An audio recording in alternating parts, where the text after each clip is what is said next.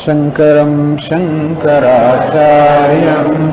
केशवं बादरायणं सूत्रभाष्यकृतौ वन्दे भगवन्तौ पुनः पुनः। ईश्वरो गुरुरात्मेति मूर्तिभेदविभागिने व्योमवद्व्याप्तदेहाय दक्षिणामूर्तये नमः। नमः श्री शंकरानंद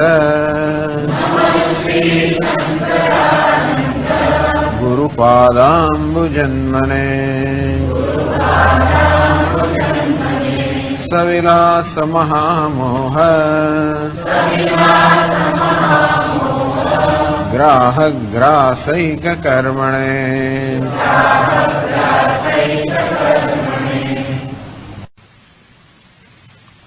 आत्मानं चेद्विजानीयात्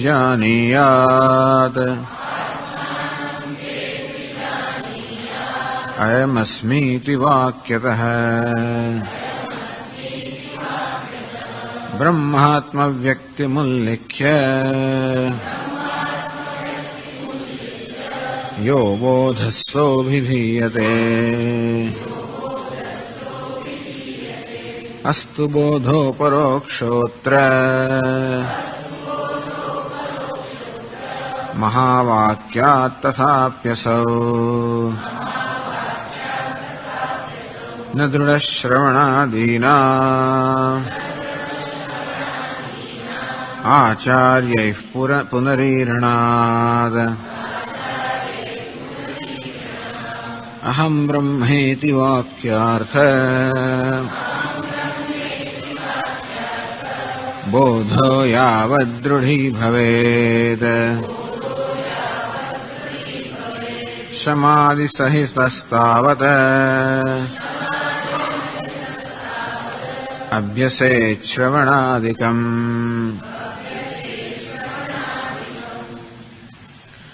आत्मानं चेद्विजानीयात् अयमस्मीति पुरुषः।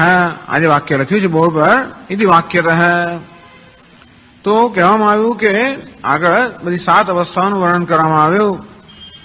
અજ્ઞાન, આવરણ, વિક્ષેપ, પરોક્ષ જ્ઞાન, અપરોક્ષ જ્ઞાન, દુઃખ નિવૃત્તિ અને સુખની પ્રાપ્તિ.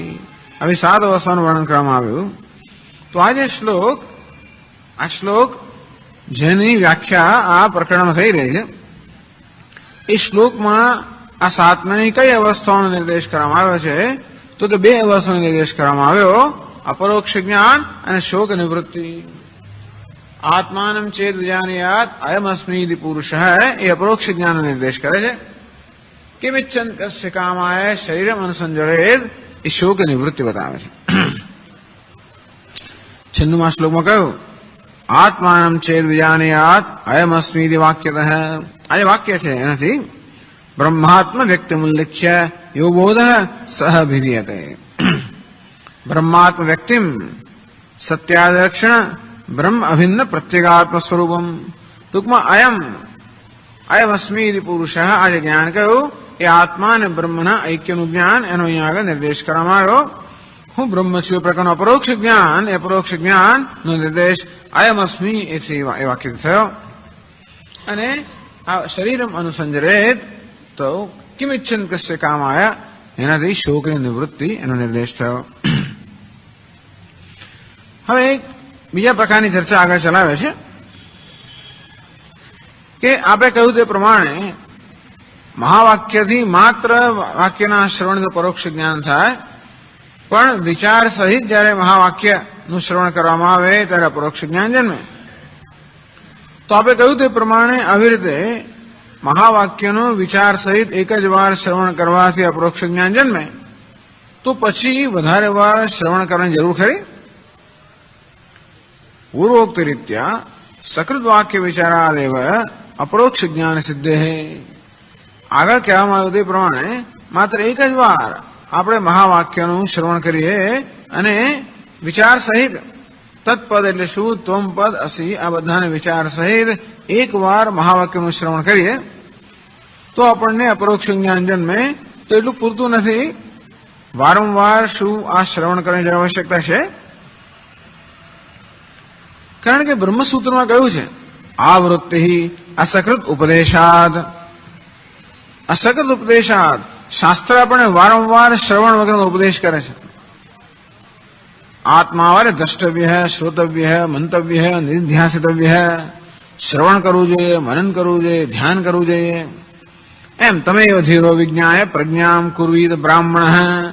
અને આ પ્રકારે બ્રાહ્મણ એટલે મુમુક્ષુ એનું અપરોક્ષ જ્ઞાન પ્રાપ્ત કરવું જોઈએ અને પછી ધ્યાન કરવું જોઈએ. એમ વારંવાર આપણને શ્રુતિ કહેતી હોય છે.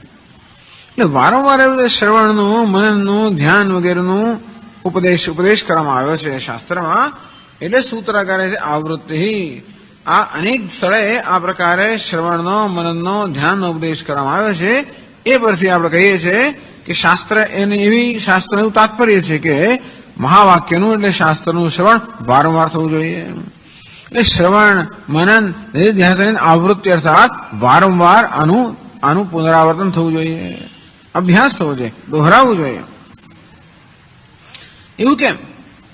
જો આ રીતે આપના કહેવા પ્રમાણે મહાવાક્યનું વિચાર સહિત શ્રવણ કરવાથી અપરોક્ષ જ્ઞાન જન્મતું હોય તો શા માટે શાસ્ત્રમાં વારંવાર શ્રવણ, મનન, નિધિધ્યાસન વગેરે કરવાનું કહેવામાં આવ્યું છે?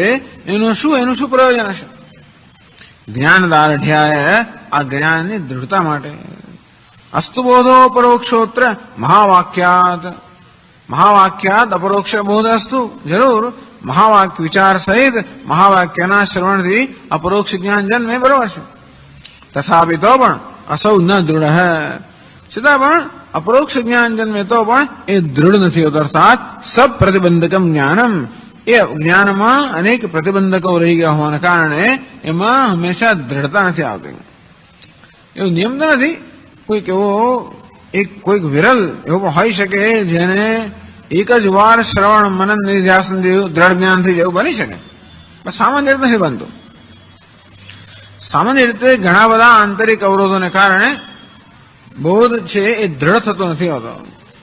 અને જ્યાં સુધી આ જ્ઞાનમાં દ્રઢતા ન આવે ત્યાં સુધી એ ખરા સમયે જ્ઞાન ઉપયોગી થતું નથી.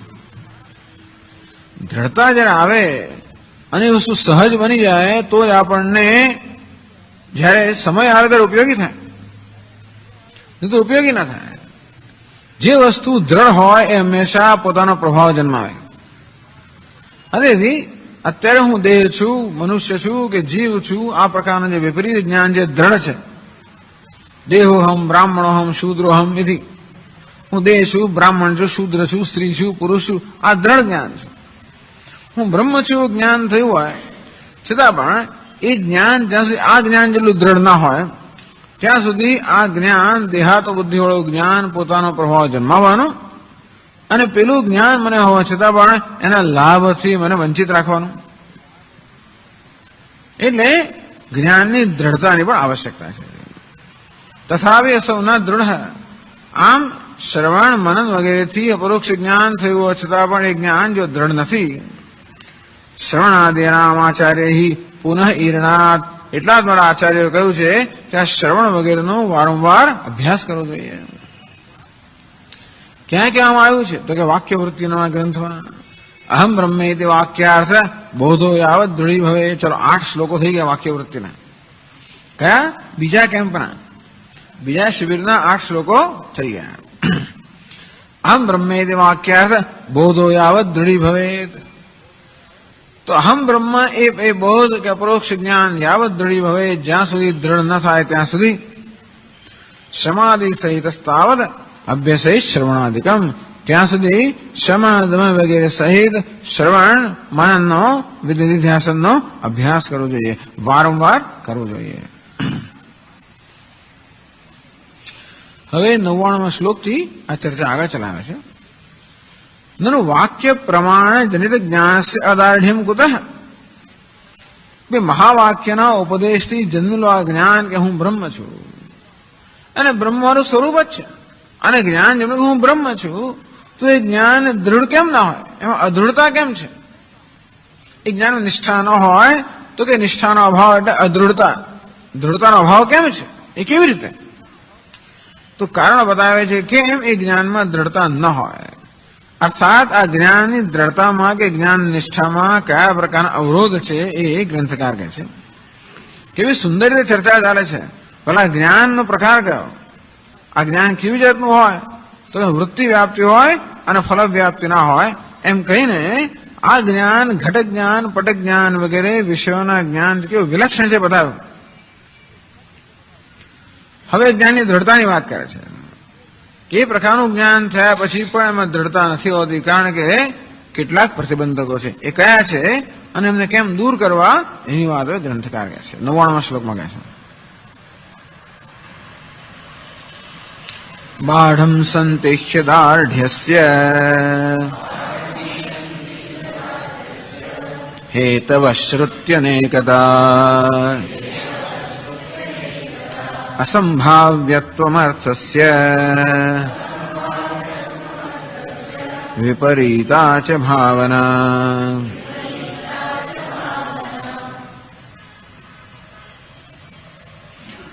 બાઢમ સંતિ હિ અદાઢ્યસ્ય હેતવઃ અદાઢ્યસ્ય આ જ્ઞાનમાં દૃઢતા ન જન્મે એ માટેના હેતવ બાઢમ સંતિ જરૂર એ માટેના હેતુઓ કે કારણો છે. સર્વથા વિદ્યંતે આ જ્ઞાનને દૃઢ ન થાય એ જ્ઞાનની દૃઢતામાં પ્રતિબંધક રૂપ અનેક બધા વિઘ્નો કે પ્રતિબંધકો છે. સર્વથા વિદ્યંતે જરૂર છે. હેતવ હિ કારણ કે કયા હેતુઓ છે, શ્રુતિ અનેકતા. એક હેતુ કહ્યું કેમ આ જ્ઞાન દ્રઢ થતું નથી, કારણ કે શ્રુતિની અનેકતા. શ્રુતિ નામ નાનાત્વમ એકો હેતુ. અનેક બધા ઉપનિષદો છે. એટલું ઉપનિષદ નહીં પણ આ વેદમાં અનેક બધી શાખાઓ છે. એક તો 4 વેદ, એ વેદમાં બધી શાખાઓ બધું હોય છે. એને કારણે એક તો આ પાછળ સમજાવ્યા પછી ગ્રંથકાર પોતે સમજાવે છે, પરંતુ અનેક બધા શાસ્ત્રો ટૂંકમાં અનેક બધા વેદો છે. એ હોવાને કારણે આપણા મનમાં કંઈક સંશય જન્મે. શ્રુતિ અનેકતા શ્રુતિનામ નાનાત્વમ એકો હેતુ. જોકે હિન્દુ ગ્રંથકાર કહે છે કે શ્રુતિની અનેકતા એટલે કે વેદ બહુ શાખાઓ છે વેદની, ઋગ્વેદ યજુર્વેદ વગેરે, અને એમાં કર્મકાંડ હોય છે, એમાં ઘણા બધા કર્મ હોય છે. એ પ્રકારની અનેકતાની વાત કરી. પણ ખરેખર શ્રુતિ અનેકતા એટલા માટે કે મહાવાક્યનું શ્રવણ કરીને આપણને એનો નિશ્ચય થાય, તો પણ જુદા જુદા ઉપનિષદોમાં આ તત્વનું નિરૂપણ જરા જુદી રીતે કરવામાં આવતું હોવાને કારણે ઘણી વાર એ બધા વાક્યો વિરોધાભાસી હોય એવું જણાય છે, વિરુદ્ધ અર્થવાળા હોય એમ જણાય છે. અને એટલા માટે કદાચ આપણો સંશય જન્મે કે જે નિશ્ચય મારામાં જન્મ્યો છે એ ખરેખર બરોબર છે કે નહીં. શ્રુતિ અનેકતા એટલે શ્રુતિ અર્થાત આ વેદની અનેકતા એ એક કારણ છે જેથી આ જ્ઞાન દૃઢ ન બને. અસંભાવ્યત્વમર્થસ્ય ત્વમ અર્થસ્ય અને અસંભાવ્યત્વમ અર્થસ્ય અસંભાવ્યત્વમ અર્થસ્ય અપિ અખંડૈકરસસ્ય અદ્વિતીય બ્રહ્મરૂપસ્ય. તો ખરેખર બ્રહ્મ અદ્વિતીય છે અર્થ. જીવ બ્રહ્મ ઐક્ય આ શાસ્ત્રનું તાત્પર્ય છે કે વાસ્તવમાં જેને જીવ માનવામાં આવે છે એ બ્રહ્મ છે, પૂર્ણ છે. બસ આ જેનું તાત્પર્ય છે. તત્વમસી તું સંસારી નથી, તું તો બ્રહ્મ છે. અર્થાત તું જેવો બનવા ઈચ્છે છે તેવો તું છે. કહેવાનો અર્થ એ છે દરેકના મનમાં એક આદર્શ હું હોય છે. આદર્શ હું કેવો હોવો જોઈએ, હું કેવો છું અને હું કેવો હોવો જોઈએ. હંમેશા હું કેવો હોવો જોઈએ એની તુલનામાં હું હંમેશા મારી જાતને મૂલ્યા કરતા હોઉં છું. અને હંમેશા અત્યારે હું જેવો છું તો ઊણો છું એવું હંમેશા મને ચાલ્યા જ કરતું હોય છે. હંમેશા એવું લાગતું હોય કે હું કેવો હોવો જોઈએ એ અને હું જે છું એ વચ્ચે ખૂબ અંતર છે. એટલા જ માટે સતત એ આદર્શ હું બનવાનો હું પ્રયત્ન કર્યા જ કરતા હોઉં છું, સંઘર્ષ કર્યા કરતો હોય. શાસ્ત્ર તો કહે છે કે કશું બનવાનું છે જ નહીં. જે હું તું બનવા માંગે છે એ વાસ્તવમાં તું છે જ. નામ બ્રહ્મ. હું બ્રહ્મ બનવાનો પ્રયત્ન કરી રહ્યો છું. બ્રહ્મ અર્થાત અપરિચ્છિન્ન અમર્યાદિત અનંત.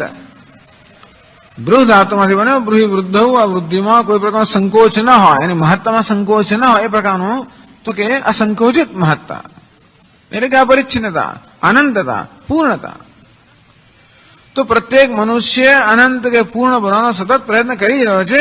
બસ શાસ્ત્ર એટલું જ કહેવાનું છે કે આ પૂર્ણ બનવાનું નથી, પૂર્ણ તો છે અને પૂર્ણતા જાણવાનો વિષય છે, બનવાનો વિષય નથી. આટલું જ કહેવાનું છે ઉપનિષદમાં. પરમ ચેત જ્ઞાતવ્યમ, અપરમ ચેત પ્રાપ્તવ્યમ. તો અપર અર્થાત અપૂર્ણ વસ્તુ ઈચ્છતો હોય, તારે કરતા ભિન્ન કોઈ વસ્તુ ઈચ્છતો હોય, અપૂર્ણ વસ્તુ ઈચ્છતો હોય, મર્યાદિત વસ્તુ ઈચ્છતો હોય તો તારે પ્રાપ્ત કરવી પડશે. પરંતુ તું પૂર્ણ ઈચ્છતો હોય તો એ પ્રાપ્ત કરવાની કોઈ જરૂર નથી, એ માત્ર જાણવાની જરૂર છે કે તું છે કેવી વસ્તુ છે.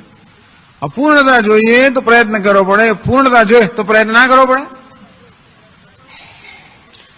પરંતુ પોતાના સ્વભાવથી જ મનુષ્ય હંમેશા પૂર્ણ બનવાનો પ્રયત્ન કરતો હોય છે. પ્રયત્નમાં સદા નાસીપાસતા મળતી હોય છે અને એટલે જીવનમાં જે બધી નિરાશાઓ છે આ નિરાશા આમાંથી જ ઉદ્ભવતી હોય છે. અર્થસ્ય અસંભાવ્યત્વ કે હું પૂર્ણ હોઈ શકું, ખરેખર જીવ બ્રહ્મ હોઈ શકે. અદ્વિતીય બ્રહ્મ રૂપસ્ય અલૌકિકત્વેન અસંભાવિતત્વ. બ્રહ્મ અલૌકિક છે. અલૌકિક નો અર્થ લૌકિક નથી. લૌકિક અર્થાત જે આપણી જ્ઞાનેન્દ્રિયોનો વિષય છે. આમ જગતના બધા પદાર્થોને લૌકિક કહેવાય કે લોક અર્થાત ઇન્દ્રિયોના વિષય છે. બ્રહ્મ અતિન્દ્રિય છે, ઇન્દ્રિયા भी અતિન્દ્રિય है, इंद्रियों પણ अतीन्द्रिय છે. इंद्रियों પણ इंद्रियों पर जा ना सके अतीन्द्रिय है. तो इंद्रिया अपने विषयों को प्रकाशित करती है ज्योति, लेकिन इंद्रियों को प्रकाशित करना ज्योति कौन से? मन ज्योति है.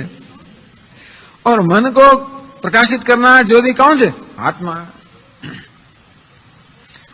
तो ये आत्मा कभी इंद्रियों के ज्ञान का विषय नहीं हो सकता है, इसलिए आत्मा अलौकिक है. અને અલૌકિક કહેવાય. અલૌકિક એટલે સ્વર્ગમાં એવું નહીં, એવું પણ કહેવાય, એને પણ અલૌકિક કહેવાય. લોક એટલે કે આ પૃથ્વી લોક પર હોય એને લૌકિક કહેવાય અને એથી પર હોય એને અલૌકિક કહી શકાય. પરંતુ અલૌકિકનો અર્થ એવો થાય, લૌકિક અર્થાત લોક્યતે, જેને આપણા જે જ્ઞાનનો વિષય બને, ઇન્દ્રિયના જ્ઞાનનો વિષય બને એને લૌકિક કહેવાય. હા તો ગુજરાતીમાં લૌકિક માટે જવું છે, પછી જુદું લૌકિક છે, પાછું એ મને ખબર નહીં કે લૌકિક આને કહેવાય, એ કઈ ખબર ના પડે. એ શું કામ કોઈ કારણસર આવા બધા શબ્દ પ્રયોગો રૂઢ થઈ જાય, લૌકિક માટે જવાનું છે. પણ અલૌકિક, અલૌકિક અર્થાત અતિન્દ્રિય. એટલા જ માટે હંમેશા આપણા મનમાં અસંભાવ્યતા, આ ખરેખર સંભવ છે, બ્રહ્મ હોઈ શકે, પૂર્ણ અને આત્મા બ્રહ્મ છે, આ જ્ઞાન પેલા ફલ વ્યાપ્તિનો વિષય નથી, એના પણ અલૌકિકતા. અને એટલા માટે હું બ્રહ્મ છું એ વિષયમાં અનેક પ્રકારના સંશયો જન્મી શકે. કારણ કે આપણા પ્રત્યક્ષ જ્ઞાનમાં કે વ્યવહારમાં હંમેશા આપણે દ્વૈતના ક્ષેત્રમાં જ વ્યવહાર કરતા હોઈએ છીએ. અને એટલા જ માટે અદ્વિતીય તત્વ છે એ વસ્તુ માટે શંકા હોય જ કે ક્યાં છે. હંમેશા અનુભવ તો આ દ્વૈતનો જ થતો હોય છે, અને તેથી અદ્વિતીય તત્વ માટે અસંભાવના ના હોઈ શકે એ પ્રકારની ભાવના માનો જન્મી શકે. તો અસંભાવના, અભાવના, અસંભાવના, વિપરીત ભાવના, આવા ત્રણ પ્રકારના અવરોધો કહેલા છે. અભાવના એટલે અજ્ઞાન, તો ગયું જાણે અપરોક્ષ જ્ઞાન થયું. પછી અસંભાવના એટલે સંશય ભાવના અને વિપરીત ભાવના, આ દોષો રહી ગયા છે. અસંભાવ્યત્વ અર્થસ્ય વિપરીતા જ ભાવના, વિપરીત ભાવના એ આગળ ગ્રંથકાર પોતે સમજાવે છે.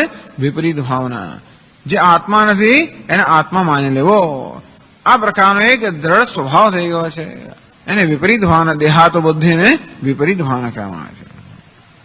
પુનઃ કર્તૃત્વ અભિમાન રૂપ હૈ, હું કરતા છું, ભોગતા છું, આ પ્રકારનો અભિમાન હોવાને વિપરીત ભાવના કહેવામાં આવે છે.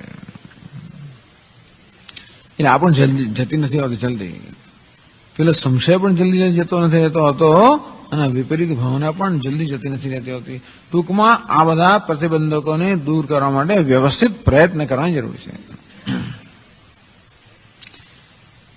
એવં વિધા અદાઢ્યસ્ય હેતવ બાહ્યમ સંતિ, આવા પ્રકારના અજ્ઞાનની દૃઢતામાં અવરોધરૂપ બનનાર આવા પ્રતિબંધકો છે.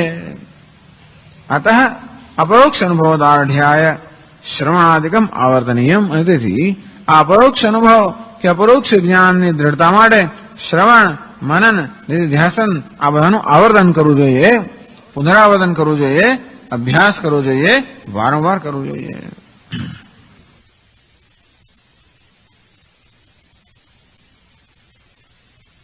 ત્રિવિધાન અધારડી હેતુન ઉપન્યસ્ય. આ પ્રકારે દૃઢતામાં અવરોધરૂપ થનારા આ ત્રણ પ્રકારના જે પ્રતિબંધકો છે એની વાત કરી. ઉપન્યસ્ય ઉપન્યાસ કર્યો, પ્રસ્તુત કર્યા પહેલા, પછી પ્રત્યેક પ્રતિબંધકને સમજાવે છે.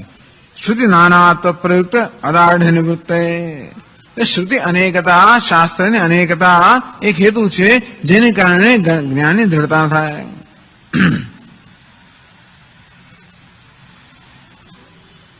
શ્રુતિ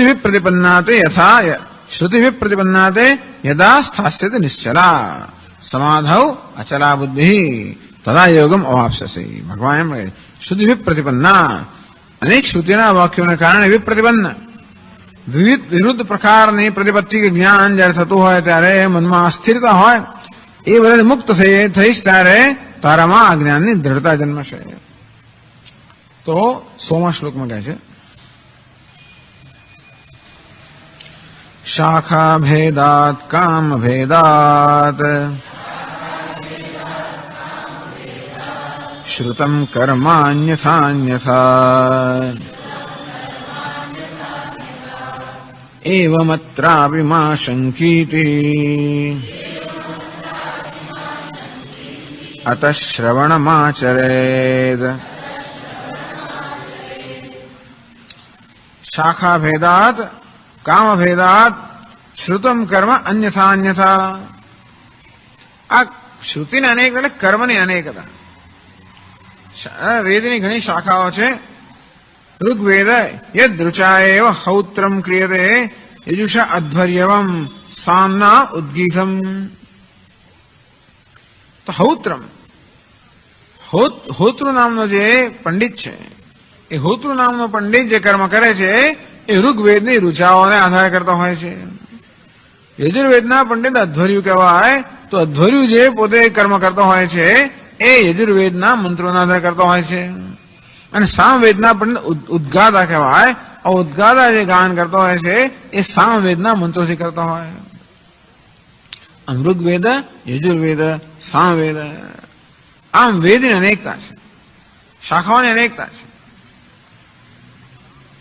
અને બીજું કામ ભેદાત. યથાવા કામ ભેદાત, કામનાઓ પણ અનેક છે. તો કે જાત જાતની કામના હોય. એ કહે છે ને કારેર્યા વૃષ્ટિ કામો યજેત. જેને વૃષ્ટિની કામના હોય એમણે કારેરી નામનો યજ્ઞ કરવો જોઈએ. શતકૃષ્ણલમ આયુષ કામ. આયુષની કામના કરનાર હોય એને આવું શતકૃષ્ણલમ આ પ્રકારનું કર્મ કરવું જોઈએ. આ માણસને અનેક પ્રકારની કામના હોય, સ્વર્ગની કામના હોય, ધનની, પશુપુત્ર, અનેક પ્રકારની કામના હોય. અને તેથી એ ભિન્ન ભિન્ન કામનાઓને પૂરી કરવા માટે શાસ્ત્રમાં ભિન્ન ભિન્ન પ્રકારના કર્મનું વિધાન કરવામાં આવ્યું છે. કે તમારે વરસાદની ઈચ્છા હોય તો કારેરી નામનો યજ્ઞ કરવો જોઈએ, પુત્રની ઈચ્છા હોય તો આ યાગ કરવો જોઈએ, પશુની ઈચ્છા હોય તો આ પશુ કામ હોય આ પ્રકારનો યાગ કરવો જોઈએ, સ્વર્ગની ઈચ્છા હોય તો આ પ્રકારનો યાગ કરવો જોઈએ. આમ માણસમાં અનેક બધી ઈચ્છાઓ છે. અનેક માણસો હોય અને પ્રત્યેકમાં અનેક ઈચ્છાઓ હોય. એ બધી ઈચ્છાઓ લઈને આ મનુષ્ય શ્રુતિ માતા પાસે જાય. અને તો શ્રુતિ માતા એને એની ઈચ્છાઓ પૂરી કરવા માટેનો ઉપાય દર્શાવે છે. આમ ઈચ્છાઓ અનેક હોવાને કારણે શાસ્ત્રના એટલે કર્મકાંડની અંદર અનેક બધા કર્મોનું વિધાન કરવામાં આવ્યું છે.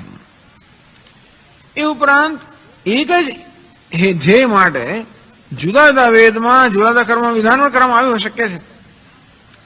એક જ ઈચ્છા પૂરી કરવા માટે ઋગ્વેદમાં કંઈક કહેવામાં આવ્યું હોય, યજુર્વેદમાં બીજું કહેવામાં આવ્યું હોય, સામવેદમાં ત્રીજું એવું બની શકે. આ તો એકનું એક જ કર્મ જરા જુદી રીતે જુદી શાખાઓમાં થતું એમ પણ બને. આમ કર્મની અનેકતા છે. ઈચ્છાઓની અનેકતાને કારણે અને શાખાઓની અનેકતાને કારણે કર્મની અનેકતા છે. અનેક કર્મ છે અને જો જોડે એક જ કર્મ જુદી રીતે પણ વર્ણવાયું હોય. એક કર્મ કરવાની જુદી રીતો પણ હોય અને અનેક કર્મ પણ. આ પ્રકારે કર્મની અનેકતા છે. કર્મ અન્યથા અન્યથા શ્રુતમ એવમ અત્રાપી મા શંકી. અને તેથી આવો કર્મભેદ જોઈને આપણે એમ લાગે એવા ઉપનિષત્સુ અપી પ્રતિપાદ્યત્વ ભેદ શંકાયામ. તો આપણે એમ લાગે કે જો કર્મની અનેકતા હોય તો પછી આ બ્રહ્મની અનેકતા હોય કે ના હોય? કારણ કે શાસ્ત્ર વેદના બે પ્રતિપાદ્ય વિષય છે, એક છે કર્મ અને બીજું છે બ્રહ્મ. એટલે કર્મકાંડનો વિષય છે કર્મ અને જ્ઞાન કાંડનો વિષય છે બ્રહ્મ. તો કર્મકાંડનો વિષય કર્મ છે, એમાં તો અનેકતા છે કર્મ. તો આપણને લાગે કદાચ બ્રહ્મમાં પણ અનેકતા હોવી જોઈએ, અને તેથી જુદા જુદા ઉપનિષદો જુદા જુદા તત્વોનું કદાચ નિરૂપણ કરતા હોય. એટલે આપણને લાગે ભાઈ શ્વેતાશ્વત એક વસ્તુ કે, તૈત્રેય બીજું કે, બાજુ કેનો પછી ત્રીજું કે. હવે વિદ્વાનો માનતા હોય છે ટૂંકમાં પેલા બધા પાશ્ચાત્ય વિદ્વાનોના પ્રભાવમાં જે આપણા વિદ્વાન એ પણ માનતા હોય છે કે જુદા જુદા ઉપનિષદોમાં તત્વનું નિરૂપણ જુદી રીતે કરવામાં આવે. માન્ય તો પહેલા હશે જ. એટલા જ માટે બ્રહ્મસૂત્રની રચના કરવામાં આવી. આગળ આવશે એની ચર્ચા. બ્રહ્મસૂત્રના પહેલા અધ્યાયને સમન્વય અધ્યાય કહેવામાં આવે છે, જ્યાં આ શાસ્ત્રના ભિન્ન ભિન્ન વાક્યોનો સમન્વય કરવામાં આવ્યો છે કે દરેક બધા જ શાસ્ત્ર બધા જ ઉપનિષદનું તાત્પર્ય એક જ છે, અને તે છે જીવ અને બ્રહ્મનું ઐક્ય. અર્થાત બ્રહ્મ એ જ બધા ઉપનિષદનો વિષય છે. એ બ્રહ્મ કેવું છે તો કે જીવનો આત્મા છે. આમ જીવ અને બ્રહ્મનું ઐક્ય એ જ બધા જ ઉપનિષદનું તાત્પર્ય છે. એ સિદ્ધ કરવામાં આવ્યું બ્રહ્મસૂત્રમાં. એટલે મેં કહ્યું તે પ્રમાણે ઉપનિષદના વાક્યો ક્યારેક આપણને વિરુદ્ધ અર્થવાળા જણાય, અથવા ક્યારેક ઉપનિષદ જુદા જુદા ઉપનિષદો એક જ તત્વનું જુદી રીતે નિરૂપણ કરતા એમ જણાય. અને તેની સંશય જન્મે આપણને કે ખરેખર હું જે સમજ્યો છું એ બરોબર છે કે નથી. એટલે આ શ્રુતિ અનેકતા ઉપનિષદ શાસ્ત્ર આપણે એક જ ચોપડી નથી.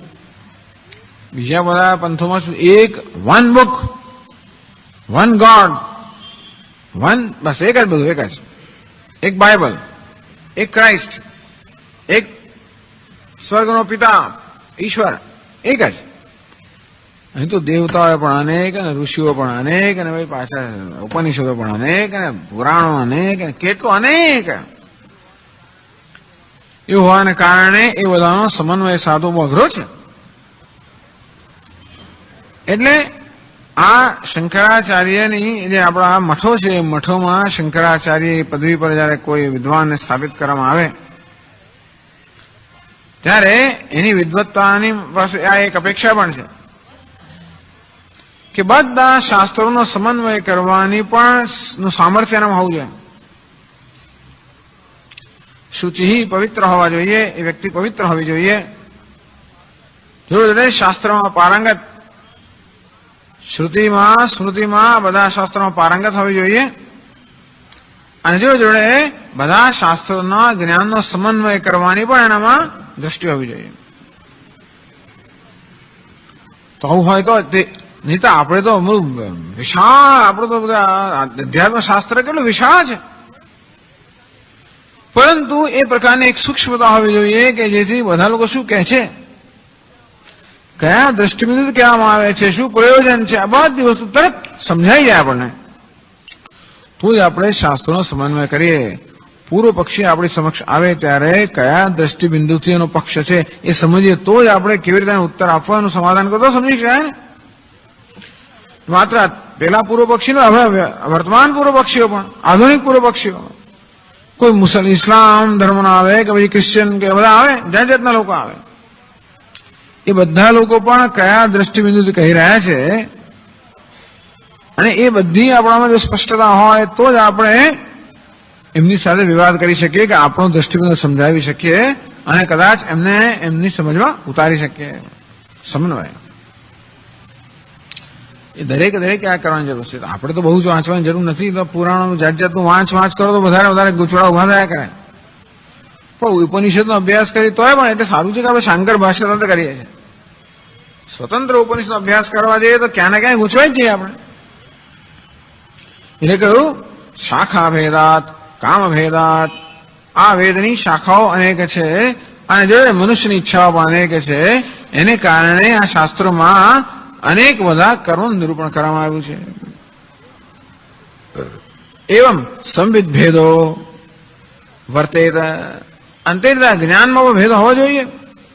અનેક ઉપનિષદ છે માટે એ બધા એના જ્ઞાનમાં ભેદ હોવો જોઈએ. એવું અત્રાપી મા શંકી કે આ પ્રકારની શંકા ના કરવું જોઈએ. આવી શંકા જો હોય તો શંકા દૂર કરવી જોઈએ. અતઃ શ્રવણમાચરે. જ્યાં સુધી શાસ્ત્રના તાત્પર્યનો સ્પષ્ટ નિશ્ચય ન થાય ત્યાં સુધી શ્રવણ કરવું જોઈએ. આપણને ઉપનિષદના વાક્યો ન સમજાતા હોય, અર્થાત એ વાક્યો કોઈક રીતે આપણી સમજ કે આપણા નિશ્ચયમાં કોઈક રીતે આપણને વિચલિત કરી શકતા હોય તો હજી શ્રવણની જરૂર છે. અહીં કઈ ગૂંચવાડો હોય, અસ્પષ્ટતા હોય ત્યાં સુધી શ્રવણની આવશ્યકતા છે. એટલે કે અતઃ શ્રવણ આચરે. તેથી શ્રવણનું આચરણ કરવું એટલે શ્રવણનું અનુષ્ઠાન કરવું જોઈએ. ઉપનિષત્સુ અપી પ્રતિપાદ્ય તત્વસ્ય ભેદ શંકાયામ કે કદાચ જુદા ઉપનિષદો જુદા જુદા તત્વનું પ્રતિપાદન કરે છે એ પ્રકારની શંકા હોય તો નિવારણાય નિવારણ કરવા મળે પુનઃ પુનઃ શ્રવણમ કર્તવ્યમ. વારંવાર શ્રવણ કરવું જોઈએ. વધારે ઉપનિષદનો અભ્યાસ કરવો. એટલા માટે આપણી પરંપરા પ્રમાણે આ 10 જે મુખ્ય ઉપનિષદનો અભ્યાસ તો કરવો જોઈએ. પ્રસ્થાનત્રય મુખ્ય 10 ઉપનિષદોનો અને ભગવદ્ ગીતાનો અને બ્રહ્મસૂત્રનો આટલો તો ઓછામાં ઓછો અભ્યાસ કરવો જોઈએ. તો જ આપણા મનમાં જે બધી શંકાઓ હોય એ શંકાઓ દૂર થાય. એટલા માટે શ્રવણ આચરે પુનઃ શ્રવણ આચરે.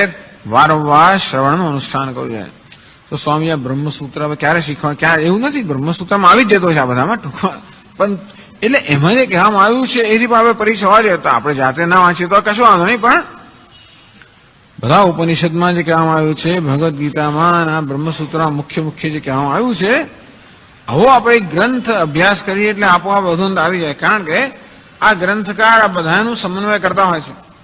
ક્યારેક ક્યારેક ભગવદ્ ગીતામાંથી કે બીજી સ્મૃતિમાંથી પણ વાક્યો લેતા હોય છે, ક્યારેક ક્યારેક બ્રહ્મસૂત્રમાંથી લેતા હોય છે, ઉપનિષદમાં લેતા હોય. એમ કરીને આ બધાનું સમન્વય એમાં થતું હોય છે. આ સમન્વયની જરૂર છે. કેમ તત્ શ્રવણમ?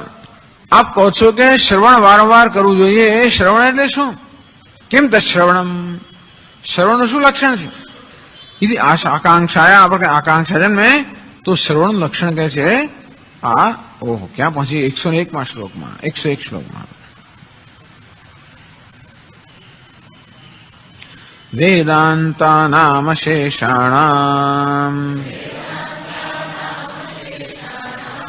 આદિમધ્યાવસાનતઃ બ્રહ્માત્મન્યેવ તાત્પર્યમ इति धी श्रवणं भवेद.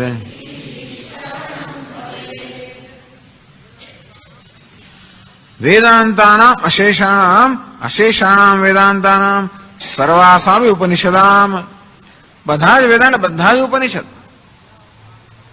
આદિ મધ્યાવસાનતઃ આદિ મધ્ય અવસાન તો કે એ પ્રભાએ ઉપનિષદમાં આદિમાં શું છે, મધ્યમાં શું છે, અવસાનમાં શું છે, અંતમાં શું છે, એ બધાનું બરોબર આલોચન કરીને તાત્પર્ય બ્રહ્માત્મની તાત્પર્યમ બધા ઉપનિષદોનું તાત્પર્ય જીવ અને બ્રહ્મ ઐક્યમાં છે એ પ્રકારનો નિશ્ચય આપણને જન્મે એ શ્રવણનું કાર્ય છે. એટલે વેદાંત શાસ્ત્રમાં શ્રવણનું આ લક્ષણ આ પ્રકારે કહેવામાં આવ્યું છે કે અશેષાણામ વેદાંતાનામ બ્રહ્માત્મનીવ તાત્પર્યમ ઇતિ ધીઃ, કે બધા જ ઉપનિષદ એક જ તાત્પર્ય છે અને તે જીવ અને બ્રહ્મના ઐક્યનું પ્રતિપાદન કરવું. અર્થાત બ્રહ્મ એ બધા જ ઉપનિષદનો વિષય છે અને વાસ્તવમાં એ બ્રહ્મ આત્મા છે એવું જ સર્વ ઉપનિષદો પ્રતિપાદન કરે છે. અને તેથી વાસ્તવમાં હું બ્રહ્મ છું આ પ્રકારનો નિશ્ચય એ શ્રવણમાંથી જન્મે એવું કહેવામાં આવે છે. એટલે આગળ આવી ચર્ચા આવી ગઈ છે. એમાં લિંગમ તાત્પર્ય નિર્ણય, ઉપક્રમોપસંહારો, અભ્યાસો અપૂર્વતા ફલમ, અર્થવાદોપપત્તિ છે. લિંગમ તાત્પર્ય નિર્ણય, ઉપક્રમ ઉપસંહાર. એટલે ટૂંકમાં કોઈ પણ ગ્રંથના ઉપક્રમમાં પ્રારંભમાં શું કહેવામાં આવ્યું છે એ સામાન્ય રીતે ગ્રંથની સારી રીતે રચના થઈ હોય તો પ્રારંભમાં એટલે કે ઇન્ટ્રોડક્શનમાં પ્રસ્તાવમાં જે કહેવામાં આવ્યું હોય, ઉપક્રમમાં કહેવામાં, એ જ ઉપસંહારમાં કહેવામાં આવ્યું હોય. હવે સામાન્ય રીતે આપણે કશું કહેવા માંગતા હોઈએ ત્યારે, અને આપણે જે કહેવા માંગીએ છીએ એ સામાન્ય બુદ્ધિમાં ઉતારવા માંગતા હોઈએ તો આપણે પણ આ પ્રકારની પદ્ધતિ અપનાવતા હોઈએ છીએ. આપણે જે કહેવા માંગતા હોઈએ ને પેલી પ્રસ્તાવના કહીએ કે હું આ કહેવા માંગુ છું, આ વિષય છે. અને છેવટે આપણે જયારે પ્રવચનનો કે કોઈ લખાણનો આપણે ઉપસંહાર કરીએ ત્યારે પણ એનાથી જ કરીએ કે જો આ કહેવાય. શરૂઆતમાં એમ કહ્યું હું આ કહેવા માંગુ છું, અને છેલ્લે કહે કે જો આ મેં કહ્યું. ઉપક્રમ અને ઉપસંહાર આ બંને એક જ હોવા જોઈએ. આ એક લિંગ થયું એટલે ખબર પડે કે ગ્રંથ શું કહેવા માંગે છે. તો પાના આખો ગ્રંથ ના વાંચો, તમારે પહેલા જરૂર વાંચી જવું શરૂઆતમાં કે શું છે અને અંતમાં શું કહે છે. એ પરથી આ ગ્રંથનો શું વિષય છે, શું તાત્પર્ય છે નિશ્ચય થાય. મધ્યમાં શું આવે? આદિના અંત તો ખરું, મધ્યમાં શું આવે? અભ્યાસ. આપણે જે વસ્તુ કહેવા માંગતા હોઈએ, જે મહત્વની વસ્તુ હોય, સામાન્ય રીતે આપણે એને દોહરાવતા હોઈએ. વારંવાર આપણે એક વસ્તુ છે, આપણે જયારે કોઈ પ્રવચન કરતા હોઈએ, કંઈક લખાણ કરતા, કંઈ પણ કરતા હોઈએ, ત્યારે આપણા મનની, આપણી બુદ્ધિની અંદર જે વિષય છે એ વિષય હંમેશા એના પર બુદ્ધિ કેન્દ્રિત થઈને હોય. એને ધ્યાનમાં રાખીને જ બોલતા હોઈએ, લખતા હોઈએ, કહેતા હોઈએ, ગમે તે કરતા હોઈએ. એટલામાં સ્વાભાવિક છે કે જે વસ્તુ આપણા મનમાં નિશ્ચિત થઈ છે અને આપણે કહેવા માંગીએ છીએ, જે કહેવાનું મહત્વનું છે, એ મહત્વની વસ્તુ વારંવાર કહેવાની છે. એટલે અભ્યાસ. તો જોઈએ આપણે કે એકની એક વસ્તુ દોહરાવ્યા કરે છે શાસ્ત્રમાં. તત્વમસી તત્વમસી તત્વ 9 વાર અભ્યાસ થયો.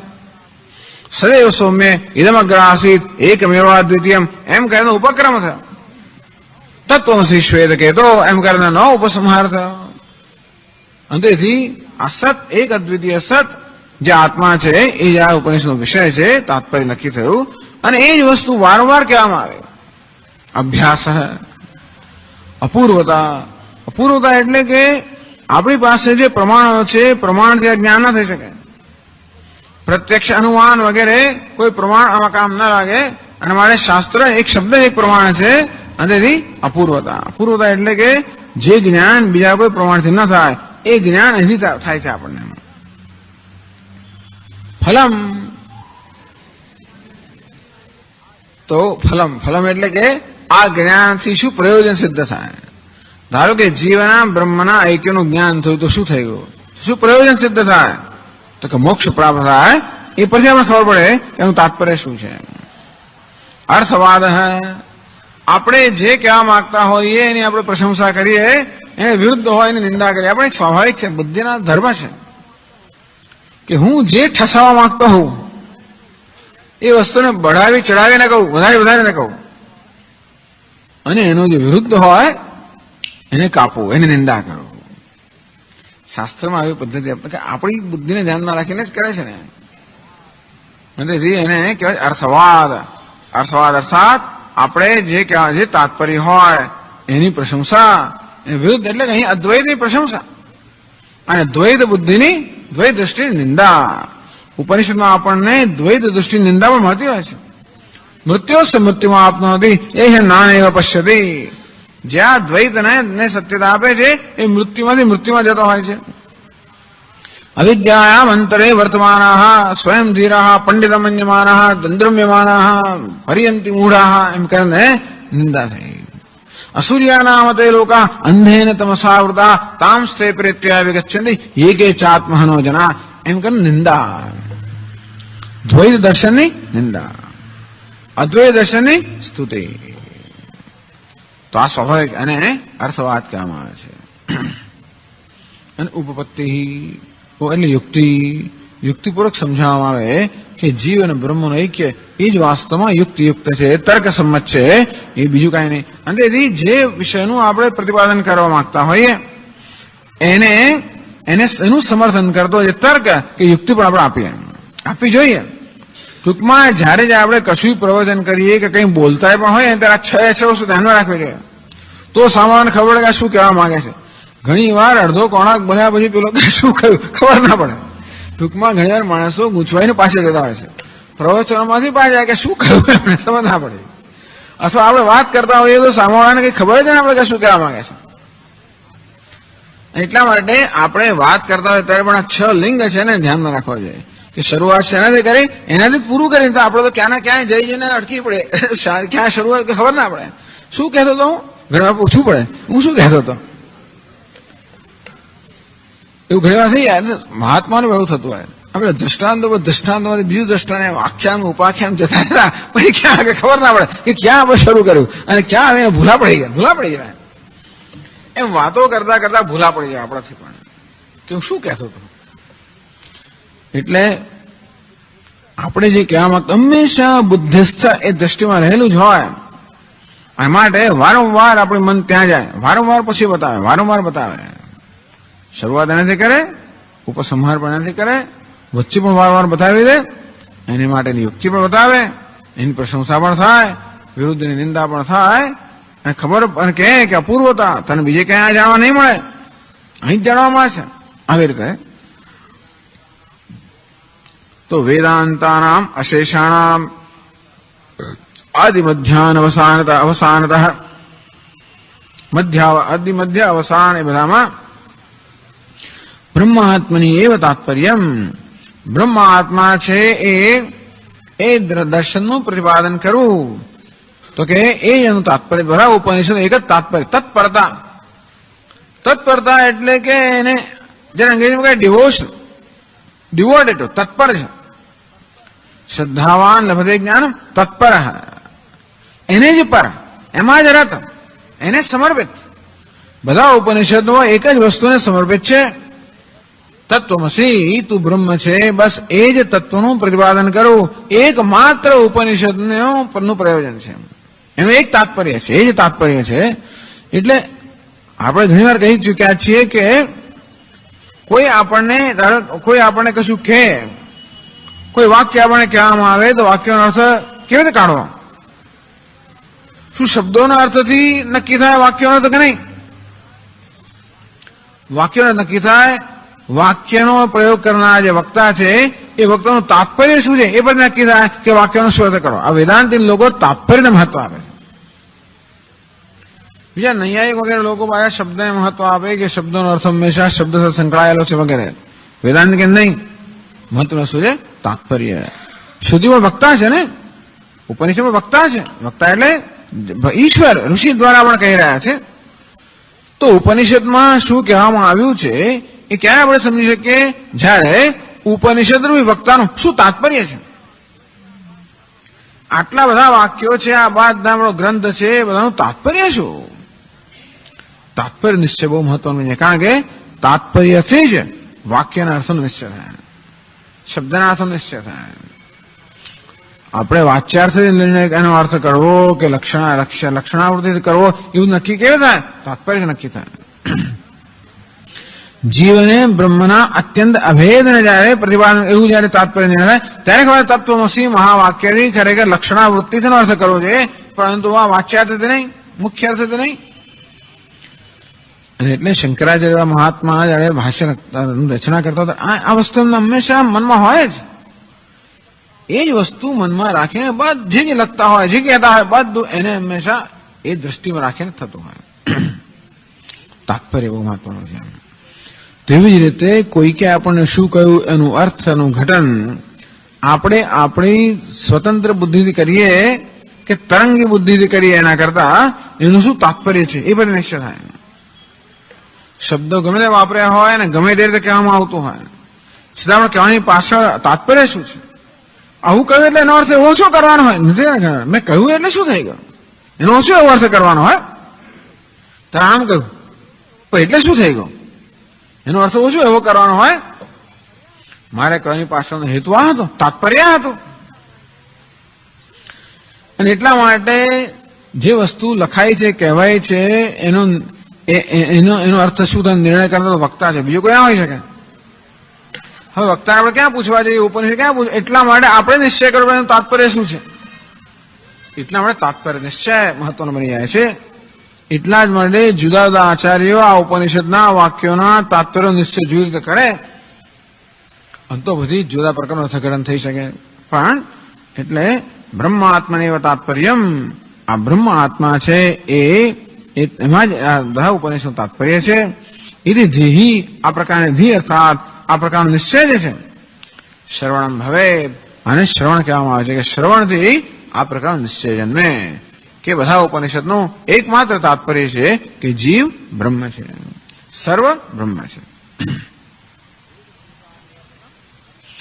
ભેદ શંકા નિવર્તકમ શ્રવણમ, આત્મા અને બ્રહ્મ જુદા છે કે હું અને જગત જુદા છે, અથવા તો આ બધા ઉપનિષદો જુદું કહી રહ્યા છે, એ પ્રકારની શંકા હોય એ બધાનું નિવારણ કરનાર છે શ્રવણ. એવમ વિધમ શ્રવણમ કુત્ર નિરૂપિતમ, આપ કહો છો એ પ્રકારનું શ્રવણ નું નિરૂપણ ક્યાં થયેલું છે?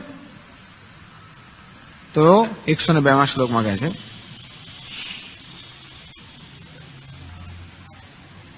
સમન્વયાધ્યાય એતત સૂક્તમ ધી સ્વાસ્થ્યકારિભિઃ તર્કૈ સંભાવનાર્થસ્ય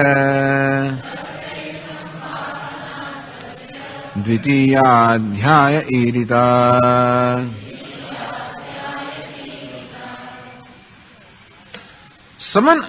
સમન્વયાધ્યાય સુષ્ઠુક્તમ સૂક્તમ.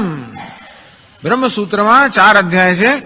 પહેલા અધ્યાયને સમન્વય અધ્યાય કહેવામાં આવે છે, બીજા અધ્યાયને અવિરોધ અધ્યાય કહેવામાં આવે છે. બેન અહીંયા નિર્દેશ કરવામાં આવે છે. એદ શ્રવણમ સમન્વય અધ્યાય, પ્રથમ અધ્યાય સુસૂક્તમ સુષ્ઠુક્તમ વ્યાસાદિભિઃ. બાદરાયણ વગેરે મહાપુરુષોએ, આચાર્યોએ આ બ્રહ્મસૂત્રના પહેલા અધ્યાયમાં જેને સમન્વય અધ્યાય કહેવામાં આવે છે ત્યાં આ પ્રકારના શ્રવણનું નિરૂપણ કર્યું છે. અર્થાત બધા ઉપનિષદના તાત્પર્ય નિશ્ચય ત્યાં કરવામાં આવે છે. સમન્વય, તત્વ સમન્વયાત, શાસ્ત્ર યોનિત્વાદ. શાસ્ત્રમાં કહ્યું છે જન્માદ્યસ્ય યતઃ. બ્રહ્મ કા લક્ષણ ક્યાં है? બ્રહ્મનું શું લક્ષણ છે? જન્માદ્યસ્ય યતઃ અસ્ય જગતઃ જન્માદિ યતઃ. તો આ જગતનો જન્મ, સ્થિતિ, ભંગ વગેરે જે થાય છે એ બ્રહ્મ છે. શા પરથી કહો છો કે બ્રહ્મ એવું છે? શાસ્ત્ર યોનિત્વાદ, કારણ કે શાસ્ત્રમાં કહેવામાં આવ્યું છે. અર્થાત બ્રહ્મ આવું છે એના માટેનું પ્રમાણ શાસ્ત્ર છે. પણ શાસ્ત્રમાં એવું કહ્યું છે, શા પરથી કહો છો? સમંતત્વ સમન્વયાત. બધા શાસ્ત્રો આ જ વસ્તુ કહે છે. આના રીતે બધા ઉપનિષદ છે, બધા ઉપનિષદ નહીં, વેદાંતિન માટે તો આખી દુનિયાના બધા શાસ્ત્રો, ઉપનિષદ બધું જ. પછી તો પુરાણ લો કે સ્મૃતિ લો કે ગમે તે ગ્રંથ લો ને એ તો આ જ તાત્પર્ય શોધી કાઢે. રામચરિત માનસ લો તોય શોધી કાઢે, ગમે તે. જેને શાસ્ત્ર કહેવાય ને તેને શાસ્ત્ર ના કહેવાય છે એ લોકો, પણ શાસ્ત્રની કક્ષામાં તેને મૂકી શકાય. એટલે કે એવા એનું ઉદ્ભવ સ્થાન એવું હોવું જોઈએ તો આપણે શાસ્ત્ર કહીએ. ગમે તે ગ્રંથને શાસ્ત્ર ના કહીએ. એ ક્યાંથી નિષ્પન્ન થયો છે, ક્યાંથી ઉદ્ભવ, એ મહત્વનું છે ને. અંતેથી એ ખરેખર કોઈ આપ્ત વાક્ય હોય તો બધા આપ્તને આ સત્યનું આ જ્ઞાન હોવું જ જોઈએ. અને માટે જે કહેતા આ જ કહેતા હોવા જોઈએ. ભલે કહેવાની રીત જુદું હોય, કદાચ જેવા શ્રોતા હોય, જે સમય કાન અનુલક્ષીને જુદી રીતે કહેવામાં આવે કદાચ, પણ છેવટે આ જ કહેતા હોવા જોઈએ એવો નિશ્ચય છે એમનો. અને તેથી બધા એનું સમગ્ર વેદનું તાત્પર્ય, અને બધા ઉપનિષદોનું, બધા વેદનું, વેદૈ સર્વૈ અહમેવ વેદ્ય. બધા વેદ છે, હું જ વેદ્ય છું. આ વેદ શબ્દમાં કર્મકાંડ આવી જાય, ઉપાસના આવી જાય, જ્ઞાનકાંડ આવી જાય, અને પછી સ્મૃતિના પુરાણ, દુનિયાનું બધું જ આવી જાય, વૈજ્ઞાનિક વિજ્ઞાન બધું જ આવી જાય અંદર. બધામાં ભગવાન કહે છે હું જ એકમાત્ર વેદ્ય, અર્થાત તો વેદનીય જાણવાનો વિષય છે. ચાલો, પણ બ્રહ્મસૂત્રના પ્રથમ અધ્યાય અને સમન્વય અધ્યાય કહેવામાં આવે છે તેમાં આ બધા ઉપનિષદના વાક્યોનો સમન્વય કરવામાં આવે છે. સ્પષ્ટ બ્રહ્મલિંગ વાક્યાની, અસ્પષ્ટ બ્રહ્મલિંગ વાક્યાની. કેટલાક વાક્યો બહુ સ્પષ્ટ છે. તત્વમસી, અહમ બ્રહ્માસ્મિ, પ્રજ્ઞાનમ બ્રહ્મ વગેરે કેટલાક વાક્યો બહુ સ્પષ્ટ રીતે આ જીવન બ્રહ્મના એકનું પ્રતિપાદન કરતા હોય, જ્યારે કેટલાક વાક્યો એટલા સ્પષ્ટ ના હોય. ક્યાંક પ્રાણ શબ્દ વાપર્યો, ક્યાંક તેજ શબ્દ વાપર્યો, ક્યાંક બીજા શબ્દો, આકાશ શબ્દ વાપર્યો હોય, અને તો પછી નક્કી કરો કે આકાશ શબ્દથી પણ બ્રહ્મ, પ્રાણ શબ્દથી બ્રહ્મ, અને કઈ રીતે એનો નિર્ણય ત્યાં થાય. અને તે રીતે બધા ઉપનિષદના મહત્વના જે વાક્યો છે જેના વિશે આપણામાં સંશય જન્મી શકે એ બધા વાક્યોને વિષય બનાવીને બ્રહ્મસૂત્રના સૂત્રની રચના કરવામાં આવી છે. અને એમાં પ્રથમ અધ્યાયની અંદર આ જીવ અને બ્રહ્મના ઐક્યનું પ્રતિપાદન કરતા વાક્યોનો સમન્વય બતાવવામાં આવે છે. સમન્વય અધ્યાય એતત સુષ્ઠુક્તમ એતત શ્રવણમ એટલે કે બ્રહ્માત્મનીવ તાત્પર્યમ, બ્રહ્મ આત્મા છે એ તાત્પર્ય બધા ઉપનિષદનું છે એ સિદ્ધ કરવામાં આવ્યું બ્રહ્મસૂત્રના પહેલા અધ્યાયમાં સમન્વય અધ્યાયમાં. વ્યાસાદિભિ વ્યાસ વગેરે ક્યાં તો બહુવચન આદર માટે વાપરવામાં આવ્યું હોય અથવા તો બાદરાયણ સાથે બીજા આચાર્યનું પણ અંદર કહેવામાં આવ્યું છે. જોડે શંકરાચાર્ય પછી ટીકાકારો બધા કરી કરીને બધા લોકોએ આ પ્રકારે આ જીવન બ્રહ્મણ ઐક્યનો સમન્વય સાધેલો છે. આ શ્રવણ પછી આગળ મનનની પણ વાત કરી દે છે. અર્થ અસંભાવના નિવૃત્તિ હેતુ મનનમ, આ ત્રણ પ્રતિબંધો કહેવામાં આવે ને. એક તો શ્રુતિ અનેકતા, ઉપનિષદ અનેક છે અને તેથી ઉપનિષદના વાક્યોને કારણે એ વાક્યોમાં કદાચ અર્થ વિરુદ્ધ જણાતો હોય આપણને, એટલા માટે આપણે અર્થનો નિશ્ચય ના કરી શકીએ. અને તો શ્રવણથી એ બધા વાક્યો બધા વિચાર કરવામાં આવે ત્યાર પછી એ બધાના તાત્પર્ય નિશ્ચય આપણે કરી શકીએ. શ્રવણ અર્થસ્ય અસંભાવ્યત્વમ, પણ ચાલો અમે શાસ્ત્રમાં શ્રવણ તો કર્યું, શાસ્ત્રો કહે છે કે તું બ્રહ્મ છે, સર્વમ ખવડિતમ સર્વ બ્રહ્મ છે, અને મને અર્થ ઉપપત્તિ વગેરે યુક્તિ સમજાવવા પણ આવ્યો, બરાબર છે. અર્થાત ઉપનિષદનું શું તાત્પર્ય છે તો હું સમજ્યો કે સર્વ બ્રહ્મ છે, હું બ્રહ્મ છું, સર્વ પૂર્ણ છે. પૂર્ણમદ પૂર્ણમિદમ પૂર્ણમુદચ્યતે એ શાસ્ત્રનું તાત્પર્ય બરાબર છે.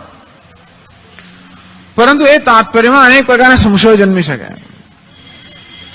એક તો એ કે બીજા બધા જે દાર્શનિકો છે જેમ કે સાંખ્ય, યોગ, ન્યાય, વૈશેષિક, પૂર્વ મીમાંસા, ચારવાકો, બૌદ્ધ, જૈનો અનેક બધા દાર્શનિકો છે.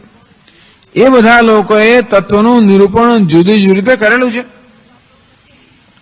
એટલે ઉપનિષદમાં નો તાત્પર્ય હું સમજ્યો, પણ પેલા બધા તત્વનું નિરૂપણ જુદી જુદી રીતે કરતા હોવાને કારણે મારો સંશય કે એ સાચો કે હું સાચો. આપણે બધું અહીંયા સાંભળીને જઈએ ને આપણને લાગે બધું બરોબર છે ને, બહાર નીકળ્યા ને બીજે ક્યાંક ગયા ને કંઈક સાંભળ્યું વળી પાછા આપણે એક ગુચવાડો ઉભો કરે આપણા સમય. પેલા તો આવું કે છે, પેલા તો આમ કે છે, આ ચોપડીમાં તો આમ લખ્યું છે, પેલા એમ કરીને ટૂંકમાં થાય. અને તેથી આપણા મનમાં સંશય જન્મે. ઉપનિષદનું તાત્પર્ય હું સમજો, પરંતુ એ ખરેખર સાચું એ સત્ય છે કે નહીં.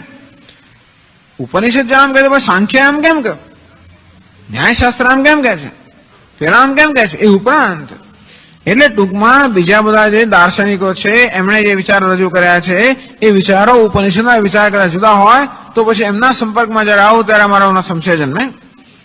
એ ઉપરાંત આપણા જીવનમાં તો દ્વૈત છે જ, અને તેથી પણ આપણો સંશય જન્મે ખરેખર આ દ્વૈત સત્ય છે કે નથી, અસત્ય છે, મિથ્યા છે. અને તેથી આપણો અનુભવ પણ દ્વૈતમાં રહેલો હોવાને કારણે આપણો એમનો સંશય જન્મે. તો મુખ્ય તો સંશય જન્મનું કારણ બીજા બધા તત્વચિંતકો જ છે. એ લોકોએ જુદી રીતે તત્વનો નિર્ણય કર્યો હોવાને કારણે મને શંકા જન્મે કે જે રીતે મેં નિર્ણય કર્યો છે આ ઉપનિષદની મદદથી એ નિર્ણય સાચો છે કે પેલો સાચો. એટલા માટે બીજા બધા જે તત્વચિંતકો હોય, સાંખ્ય હોય, નૈયાયિકો હોય, વૈશેષિકો હોય, એ બધાના અભિપ્રાય આપણે લેવા પડે અને વિચારની કસોટીએ ચઢાવવા પડે. એટલે એનો પૂર્વ પક્ષે કહેવામાં આવે આપણને એમનું ખંડન કરવાનો રસ નથી, આપણને માત્ર આપણા સંશયો દૂર કરવાનો રસ છે. કોઈને વેદાંત લોકો કહેવાય આ બધાનું ખંડન કર્યા કરે, એવું નથી. બીજાનું ખંડન કરવા રસ નથી, પરંતુ આપણા પોતાના મનમાં જે સંશયો જન્મે એ સંશયોનો નિવૃત્ત કરવાનો રસ ખરો છે. અને જે પ્રકારનો નિર્ણય એ બધા દાર્શનિકો કર્યો એવો નિર્ણય મારી બુદ્ધિ પણ કરી શકે. એટલા જ માટે બીજા બધા દાર્શનિકો જે કહ્યું હોય એને પૂર્વ પક્ષના રૂપમાં લેવામાં આવે છે અને પછી આપણા વિચારની કસોટી અને ચઢાવીએ. ધી સ્વાસ્થ્યકાર તર્ક થઈ ગઈ. આ મનન જે છે એમાં તર્ક નો ઉપયોગ કરવામાં આવે તો કેવો તર્ક? અનુકૂળ તર્ક. ઉપનિષદના તાત્પર્યને સમજાવવા માટે અનુકૂળ તર્ક છે. અનુકૂળ તર્કથી બીજા બધા જે મતો છે એ મતોનું ખંડન કરવામાં આવે છે. ધી સ્વાસ્થ્યકારી તર્ક, આ તર્ક કેવા હોવો જોઈએ? ધી એટલે બુદ્ધિને સ્વસ્થતા કરનારા હોય. બુદ્ધિમાં વધારે ગૂંચવણ ઉત્પન્ન કર્યા તર્ક નહીં. તર્ક જાત જાતના હોઈ શકે ને. દુસ્તર્કાત સુવિરમ્યતામ શ્રુતિમતઃ તર્કો અનુસંધીયતામ. દુસ્તર્કમાંથી સારી રીતે આપણે નિવૃત્ત થવું જોઈએ અને શ્રુતિને અભિમત તર્ક છે એ તર્ક આપણે સ્વીકારવો જોઈએ. ધી સ્વાસ્થ્યકારી, એવો તર્ક આપણે કરીએ જેથી તર્કથી આપણા સંશયો દૂર થાય અને આપણી બુદ્ધિ સ્વસ્થ બને. જ્યાં સુધી મનમાં સંશય હોય ત્યાં સુધી બુદ્ધિમાં સ્થિરતા ના હોય, બુદ્ધિ આપણે સ્વસ્થતા ના હોય. જેમ જેમ આ અનુકૂળ તર્કથી આપણા સંશયો દૂર થતા જાય તેમ બુદ્ધિ આપણી સ્વસ્થ થતી જાય. એટલે ધી સ્વાસ્થ્યકારી તર્ક, આ બુદ્ધિને સ્વસ્થ બનાવનાર જે તર્ક છે એ તર્કથી અર્થસ્ય સંભાવના ઈરિતા, અર્થ અર્થાત આ જે જીવ બ્રહ્મનો ઐક્ય છે એની સંભાવના ત્યાં બતાવવામાં આવી. સંભાવિતત્વ અનુસંધાન મનનમ, શ્રવણ દ્વારા આપણે જે સમજ્યા છે એ બરોબર છે, એ યોગ્ય છે. સંભાવિત એ જ સંભાવિત છે અર્થાત એ યોગ્ય છે. એ પ્રકારે એનો નિર્ણય અથવા એ પ્રકારનો નિશ્ચય કરવા માટે જે તર્કનો ઉપયોગ કરવો પડે એ તર્કથી ચિંતન કરનાર મનન કહેવામાં આવે છે. ટૂંકમાં શ્રવણથી આપણે જ્ઞાન તો થયું, પરંતુ અનેક જે સંશયો આપણને જન્મે એ બધા સંશયોનું નિવારણ ઉપનિષદ અનુકૂળ તર્કથી કરવું એ પ્રક્રિયાને મનન કહેવામાં આવે છે. સંભાવિતત્વ અનુસંધાન મનનમ દ્વિતીય અધ્યાયે ઈરિતા સંભાવના ઈરિતા નિરૂપિતમ. તો આ પ્રકારનું મનન એ બ્રહ્મસૂત્રના બીજા અધ્યાયમાં એને અવિરોધ અધ્યાય કહેવામાં આવે છે. અવિરોધ એટલા જ માટે કે ભલે પેલા બધા એકબીજાનો વિરોધ કરતા હોય, સાંખ્ય વાળો યુવો પેલા નૈયાયિકનો વિરોધ કરે, પેલો વૈશેષિકનો પેલા જાત એકબીજાનો વિરોધ કરતા હોય, એ બધા બૌદ્ધો સાથે લડતા હોય, પેલા વળી એની સાથે ટૂંકમાં. એટલે માંડુક્ય કારિકાના ચોથા અધ્યાયની ચોથા પ્રકરણની અંદર અલાદ શાંતિ પ્રકરણમાં આ જ વસ્તુ કરવામાં આવી. અનેક બધા ભિન્ન ભિન્ન અભિપ્રાય રજૂ કરવામાં આવ્યા અને પછી એ દરેકનું નિવારણ કરવામાં આવ્યું. અવિરોધ એમાં એ બતાવવામાં આવ્યું તૈરેયમને વિરુદ્ધ તે કે વેદાંત જે દર્શન છે એ કશાનું વિરોધી નથી, આ બધાનું સમન્વય કરનારો છે. એટલે આ જ તત્વ એ સંભાવિત છે, એ જ તર્ક સંમત છે, એ યોગ્ય છે. એ તર્કથી નિશ્ચય કરવો આ પ્રક્રિયાને મનન કહે છે. અને બ્રહ્મસૂત્રના અવિરોધ નામના બીજા અધ્યાયમાં કરવામાં આવ્યું કે આ વિરોધ નથી, વેદાંત શાસ્ત્રને કશાનો વિરોધ નથી. જેમ કે પેલા અંધલો 6-7 આંધળા લોકો હોય, હાથીને જોવા ગયા, દરેકને પોતાના નિર્ણય પર આવે. હાથી થાંભલા જેવો છે, દિવાલ જેવો છે, દોરડા જેવો છે, જાત જાતના નિર્ણય પર આવે. તો જેને હાથી જોયેલો છે એ જાણે છે કે એ નથી કહેતો કે હું આનો વિરોધ કરું છું. એ જાણે છે કે ભાઈ આ કયા દ્રષ્ટિબિંદુ કહી રહ્યા છે. અમારે બધાનો સમન્વય કરવો છતાં વિરોધ નથી. આ પ્રકારની વેદાંતની દ્રષ્ટિ છે.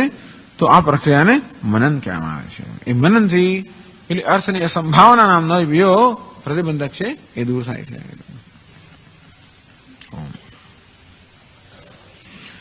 ઓમ પૂર્ણમદઃ પૂર્ણમિદં પૂર્ણાત પૂર્ણમુદચ્યતે પૂર્ણસ્ય પૂર્ણમાદાય પૂર્ણમેવાવશિષ્યતે.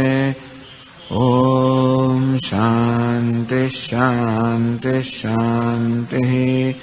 શંકરં શંકરાચાર્યં કેશવં બાદરાયણં સૂત્રભાષ્યકૃતૌ વંદે ભગવन्तૌ પુનઃ પુનઃ. ઈશ્વરો ગુરુરાત્મેતિ મૂર્તિભેદવિભાગિને વ્યોમવદ્વ્યાપ્તદેહાય દક્ષિણામૂર્તયે નમઃ. ઓમ શાંતિ શાંતિ શાંતિ. હરિ ઓમ શ્રી ગુરુભ્યો નમઃ. હરિ ઓમ.